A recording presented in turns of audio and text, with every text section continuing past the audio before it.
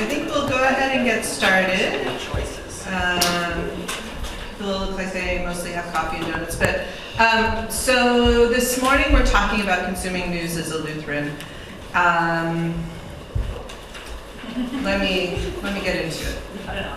Aaron just said no, Malinda. Aaron said no. Just Don't consume news. It's better for your mental health. Yeah. I have to say that my diet of news has been severely limited since January of 2025, but this statement tells us I'm not supposed to be doing it, so we're gonna all learn We're here together. to help. Malinda's here to help us. Yeah. Why is this not, this was working. Okay. Before I go ahead and start with the topic, I just wanted to reintroduce the JEDI Committee. The JEDI Committee is our, oh gosh, I'm going to mess it up, Justice, Equity, Diversity, and Inclusion Committee here at church. Our main goal is to educate around topics around diversity, inclusion, justice, things like that. So one of the things that we're doing as a JEDI Committee is actually reading through the ELCA social statement on faith and civic life. But then other things that we're going to do, at the end, I'll remind you that we have a presentation in 2 weeks where we're having people come in to talk about our immigrant community and the challenges they're currently facing and how we can help them. We'll continue next fall with additional adult ed topics because that's our thing. So, back to the ELCA social statement on faith and civic life. I was unaware until recently that this had been done. But at the Churchwide Assembly in 2019, there was a task force put together to look at making a social statement about how religious organizations and political organizations, not political organizations, I think the rights are out there. Government? Yeah, political authority, there we go, they're not organizations, authority actually work together. So how do we keep the separation of church and state while still making sure that the political authorities are working in ways that reflect what our values are as people. So that was asked for at the 2019 Assembly. At the 2025 Assembly, it was adopted. It needed a 2/3 adoption in order to actually get adopted, and it was way more than that. They have the numbers up on the ELCA website, but it was strongly adopted. A task force was put together in 2019. They worked on this. They came up with a good statement. It's 92 pages. You are welcome to read it. You're encouraged to read it. The JEDI Committee is actually going through and studying it. I know Council is also looking at it. So I believe that throughout the fall we'll have more presentations on this topic. But this one is about the news media. All right, so civic life. What does it mean to say that we're talking about civic life? Activities and institutions in society that are not primarily individual or that occur within a family or household or private space. So anything that's outside your house. An activity is civic when it is in a public space, whether in one's neighborhood, state, or nation, or beyond. So that's what we're talking about, not things that are at home, but things that are everywhere else that are home. That's what we're talking about for civic life. And in particular, the news media and media in general, I'll put social media in that as well, is part of what we talk about in this statement because the news media and social media are part of our outside of home interactions with other people. So specifically, there's an article, Article 42, which if you read into it, it's on page 62 of the 92-page document. It's quite large. Talks specifically about media consumption. And the these are just some bullet points in there. We want to make sure we're factual. That sourcing where the information is coming from is an important aspect of being mature consumers of media. And they have rooted the social statement into the 8th commandment, actually, and from the Small Catechism's definition of what the 8th commandment is, it's that we're to not tell lies about our neighbors, effectively. So, yay. So anytime you're like, wow, that doesn't make me feel good, it's like, oh yeah, because the commandments say that we're not supposed to do these things, so that's good. And so then we are asked, as we interact with the universe, to make sure that we are also living up to our obligations in the 8th commandment, which is not to tell lies about our neighbors. So that is where we're grounding this discussion in terms of how do we make sure that we are participating with civic life, with the media, in a way that honors our obligation to follow the 8th commandment. So, I liked this quote, so I quoted it. Any of the things in italics in here are actually direct quotes from the statement. I just consolidated them. But we should be innocent as doves when interpreting the intentions of our neighbors, but wise as serpents when discerning what information we account in any media. So I like that quote a lot because it seems accurate. So, in terms of things that we can and should not do, obviously we shouldn't share sensationalist headlines or insulting memes, information whose source we cannot verify, and information from sources whose purpose or chief likely effect is to stir up anger or hatred and to undermine rather than foster our civic unity, which, I don't know if you guys have been paying attention, but this is like the entire news media these days, like it's violating all of these things, so. Yeah, we maybe need some editors to have this conversation with us. So, in an ideal universe, what is the purpose of news media? It's obviously to tell us what it is that we don't know because it's outside of the bubble of things that we can see. So it's reporting on events that happen in another life. In general, that seems like a fantastic idea. I don't know what's happening in Ohio, but I need to know what's happening in Ohio so that I understand how I need to interact with our neighbors, how I need to vote, how I need to do these things because I have an understanding of what's happening in the world. So that's what the purpose is of news media, and when done responsibly, that's fantastic because it gives you unbiased news sources. Unfortunately, that's not the world that we're living in. So, back to the statement on social life. There's a couple statements that actually refer to, like, then how are we supposed to, as Christians, make sure that we're paying attention to fostering the true purpose of news media and not just violating our 8th commandment rights or responsibilities. Yeah, so we need to just make sure that we are sharing and interacting with news media in a way that serves the well-being of all with the good of justice and order in effect. So, moving on. Bias. So now we're going to talk a little bit about bias. So, if we go back to the things that we should not do, sensationalist headlines, insulting memes, information whose sources we cannot verify, because of a variety of reasons, including consolidation of our news media markets, political purposes, a variety of reasons, bias ends up having a huge effect on how we're actually consuming news. So, being aware of bias allows us to evaluate whether or not what we're actually reading, consuming, seeing the headlines on is not only accurate, but is sourced well and is presenting the information through a lens that is as truthful as possible. I will also just make sure that we all recognize that bias is not beholden to any one point of view. Everyone's point of view has a lot of bias in it, and regardless of whether or not it confirms with your own biases or not, it does not mean that it is not biased. My mom was reading me an article the other day that my mom has gotten very liberal in her older age, which is very interesting in my household, but that's fine.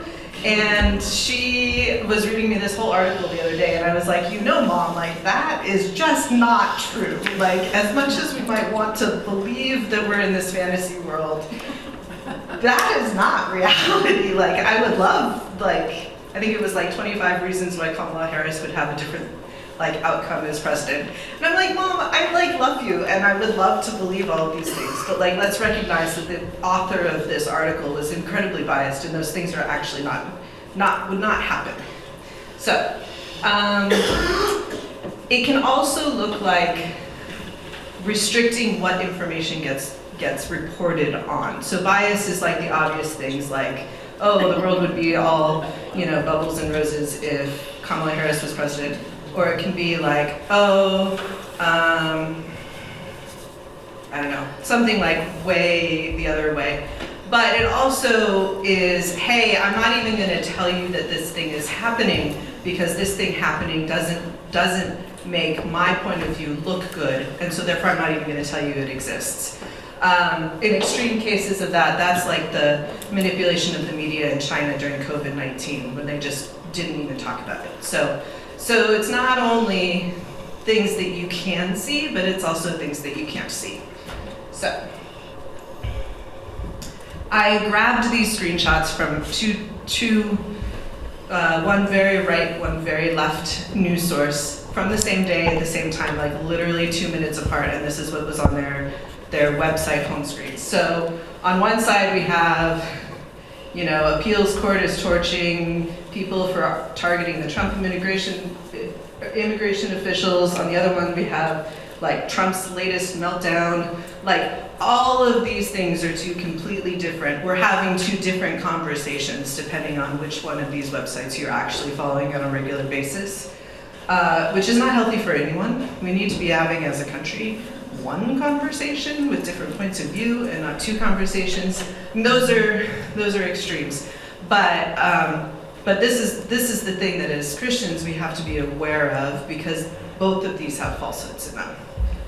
Right? Neither one of them is truly going through our eighth commandment, like understanding of how we need to interact with the world as Christians. So, setting all of that up to say, have a discussion at your table, please, about what your own media habits are, and how do you make sure that what you're reading and what you're actually consuming gets you the information that you need in order to make informed decisions about how we actually interact with our neighbors. And do you think that the outlets that you are using have bias? Oh, I'm gonna say probably yes, but that's okay. Yes. Okay, I gotta say something about bias. You know, you can have biases and you can also speak the truth. Yes. So I know a newscaster who's very, very open about their political bias, but he's also very, very careful about being accurate. Yes. So I just want to say those aren't mutually exclusive. I will agree. So, okay. I will agree that they are not mutually skewed. Bias does not mean lack of truth. Yes, I agree. All right. I'm gonna say that in 3 or 4 minutes we'll have that. The handouts on your table are not relevant for this conversation that I would like you guys to have. We'll get to that in a few minutes. So I'm putting a 5-minute timer on.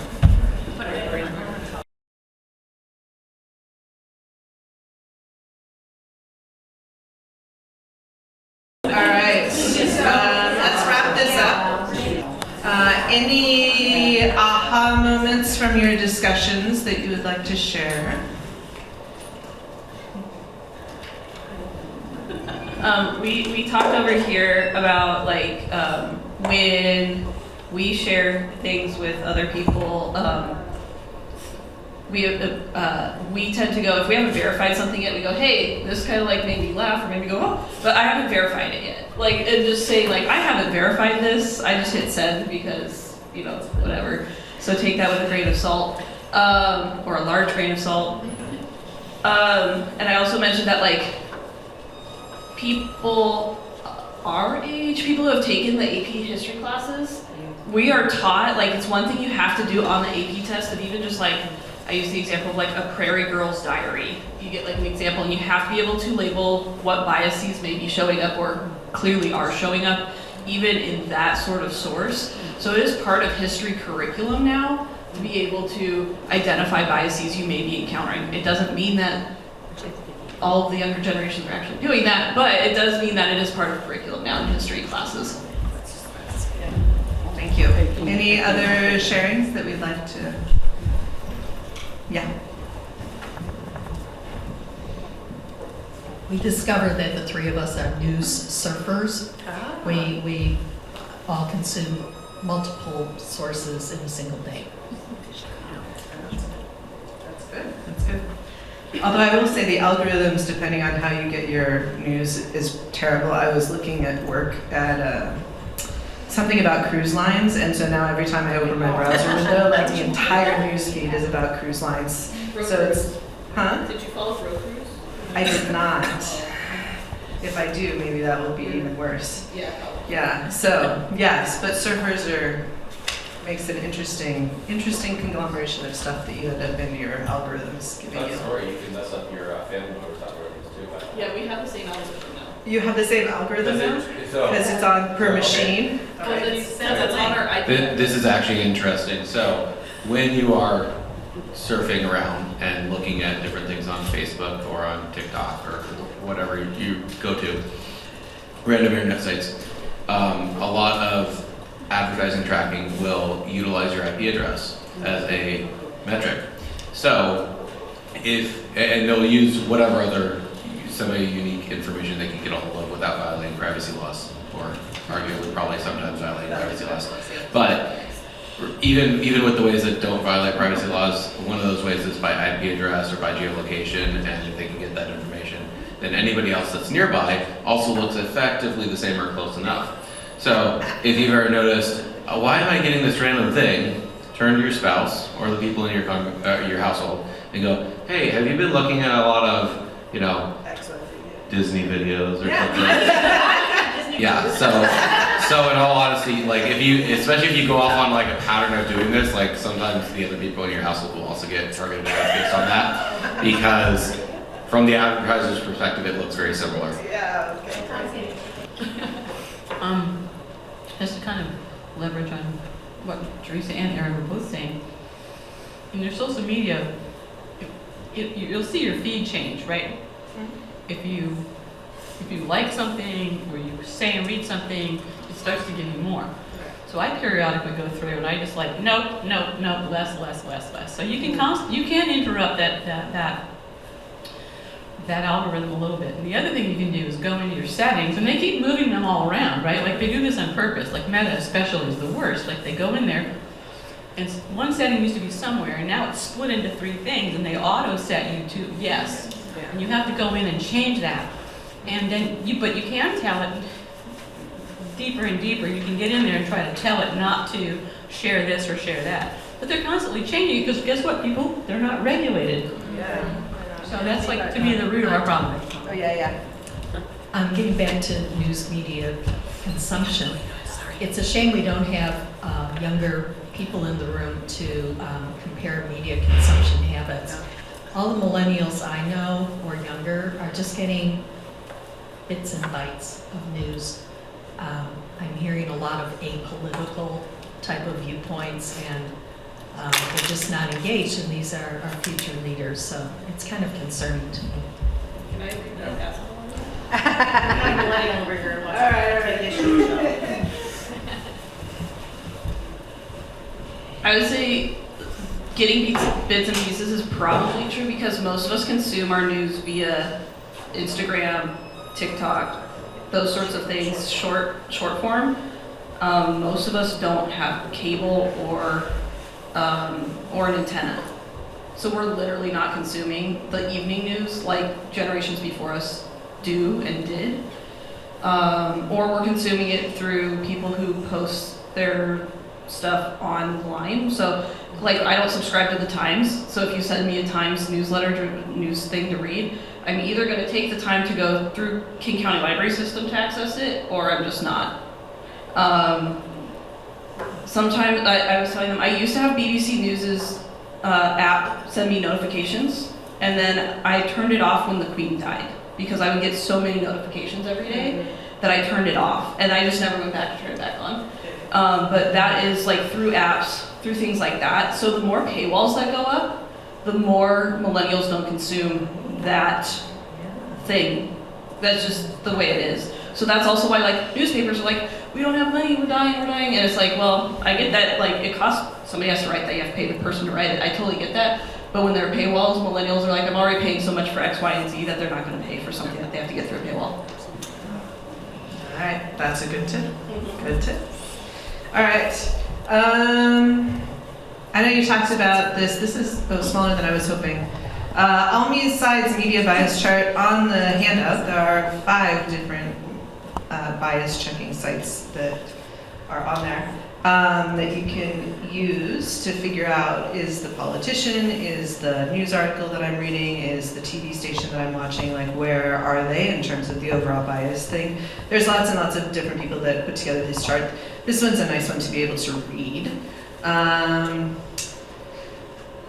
Things that you might not always are a little bit interesting is like AP is considered very, very left-leaning. I always assume the Associated Press is relatively center. They are not. Let's see. Some of these we know are one side or the other, like Breitbart, I'm sure everyone knows is very right. Just like Daily Beast, everyone should know that is very left. So anyways, it's always very interesting to look through these and make sure, if you're looking to make sure you have the full story reported as accurately as possible, to try to stick to at least some of your news consumption being in those center columns.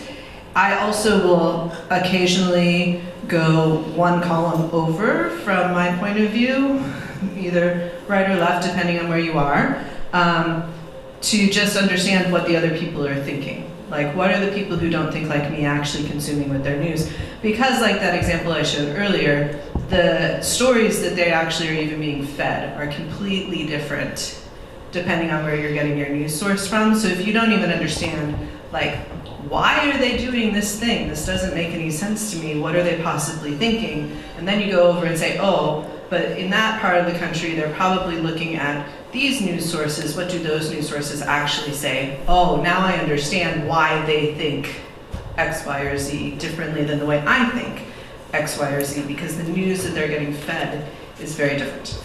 So, good things to pay attention to. There, if you Google some, there's more reputable and less reputable ones. These ones that we have listed here are the more reputable ratings. And so then the question is, what do we do about all of this? First thing is definitely make sure that you, when reading all news, social media, whatever, make sure that you understand bias is probably part of it.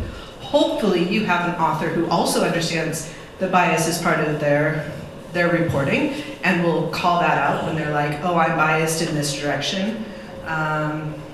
That's always the best type of person to follow. Stay engaged. So this is the one that's hard for me personally. I have not been consuming news media particularly at all since January of 2025 for probably fairly obvious reasons. But we are supposed to stay engaged. So this is a quote from actually the social statement that says, "It is a sin when human beings completely avoid civic life and thereby do not work to serve neighbor justice through it." So I'm trying really hard this year to at least make my husband tell me what's going on in the news once a week. I still haven't quite gotten to the point that I can read it myself, but I'm trying more to stay on top of what's happening. And hopefully, even if you are taking a step back from your news consumption, that doesn't mean you're taking a step back from being engaged in our neighbors. The other thing that I've personally done is try to stay hyper-local. I worry about things that are in the city, in the church, in the schools, things that I can directly impact without worrying about things that are kind of feel more outside of my control. So I don't pay as much attention to national news as I do about local news. Protect your mental health. That may look like limiting how much media you consume each day. Maybe you say, I'm only going to consume it for 45 minutes right before dinner and then I'm done. Or I'm getting my, before I completely went on a media diet, I'd be like, okay, I'll listen to the radio in the morning on the way to work and then I'm done for the day. Like that's the end of my news consumption. So I don't know if other people have thoughts on that. I forgot to add this too, but also check your sources. My dad, so we went on vacation with my parents last week, and my dad started reading us this article about the fact that the State Department was recommending that women don't travel with their husbands by themselves. And it was like this whole article because someone had gotten murdered recently, I guess, by her husband on vacation. And so there was this whole article, and like I'm sitting here watching my dad read this article, and I'm really confused. And then we were like, "Where is that from?" And he's like, "Oh, it's an Onion article." Okay, because this does not make any sense whatsoever at all. So The Onion is a satire news site. Yeah, explain that to them. So The Onion is a satire news site that like makes ridiculous articles that just don't make any sense at all. But it's satire. The Babylon Bee is another one that's satire that sometimes gets me if I'm not paying attention to it, because they look like real articles and like the sourcing is like, oh, well, this happened, and so the State Department says that you can't be doing this because it's dangerous for women to travel by themselves with their husbands. Make sure you're in a group, like all of this stuff. It was so funny. They're very But- good writers, it's very difficult to do. But sometimes it's hard. So I would say like check your news source, make sure that you're like, hi, I haven't heard of them before. Let me like look up this news conglomerate that put this article in my feed and see what it is. So yeah, I forgot to put that one up there. Other things, what do other people do to make sure you stay engaged in things that we should do while also potentially making sure that we don't all spiral down into the depths of whatever, since that's what the news media wants us to do, right? Like their job is to make money, and by making money they can do that by getting us more enraged and not necessarily furthering what our interest in news and media is, which is to understand the world around us so that we can make better decisions to interact with our neighbors. I probably consume too much news. I mean, I'm on a lot of different sites, and I actually get a lot of really good information and funny information from my nephews and nieces. And I do spiral and I do cry, and it happens, but I also try to look for, and there are a lot more of these sites now, and I think they started coming out during COVID, where it's actually, there is good news. Like Tom Yamas ends his newscast every night, you know, here's some good news, you know, some cute story or whatever. But there are actually sites dedicated to that, where they will have, here are some positive things that happened this week. And there's a great website called We Rate Dogs, and it's just about pets. It's just about dogs. And every dog gets at least an 11 out of 10, and it's just fun. It's just those kinds of things. So it's also important to have positive news stories coming in too, because as dismal as it does seem and as dark as it does seem a lot of times, there are good things happening. There are people making differences. There are people contributing positive things. So to remind ourselves of that, I think, is important, and hopefully to then be one of those things that reminds that we ourselves are one of the good things.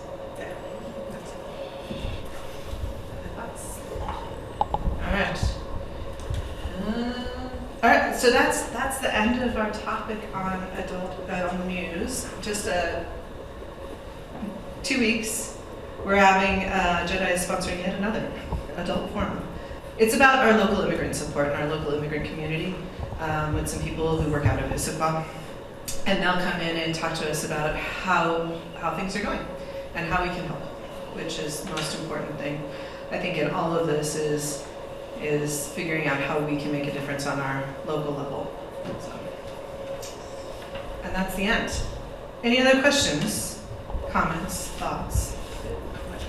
Oh, yes, sorry, I forgot. The handout. So on your table you'll have a handout. At the top is a link to the ELCA social statement. If you're feeling like you want to get deep into a social, it's dense, I'm not gonna lie. Like it's not, you don't have to have a master's in it. You don't have to have a master's in anything in order to be able to read it, but it does take some concentrated focus. You're not gonna be like reading this in the bathtub while taking a bath. Like it's not that. It's 2 hours. Yeah. But you can also take it in pieces because there are different articles throughout it. So like as the JEDI committee, we're trying to like chomp it up and we're gonna read it in bits and have discussions about it. So that's definitely recommended reading for you. And then the next thing that's on that is all of the media website, the bias websites, the ones that will actually rank articles for you. You can put in URLs to some of them and they'll tell you if they're biased or not. And then the other part of this that we didn't really get into today, but that is definitely interesting, is the fact that part of the reason why our news is kind of spiraling into bad directions is because of the consolidation in the news media. Just from an economic perspective, we have lost the broad-based ownership of news media that we used to have. It's really stark in radio. Radio is pretty much owned by 3 people now, which is really kind of a distressing and something that you don't necessarily think about. But in here, Beth actually did a whole bunch of work for us, which was lovely, and figured out what are all of our who is owning the news for us. So there's the major media ones. There's really only 4 companies left, which is so scary. Your local TV consolidation. So those are the people who do all of your local programming. Also not very many of them. And it's also very interesting because Gray Media, they're at the bottom, like they own a whole bunch of things outside of where we are. Like we're kind of in our little media bubble here where not everyone has ownership, but if you go to other places, like the media consumption and options that they have is very different than what our options are. Radio is, I think, the worst. Print media is getting there.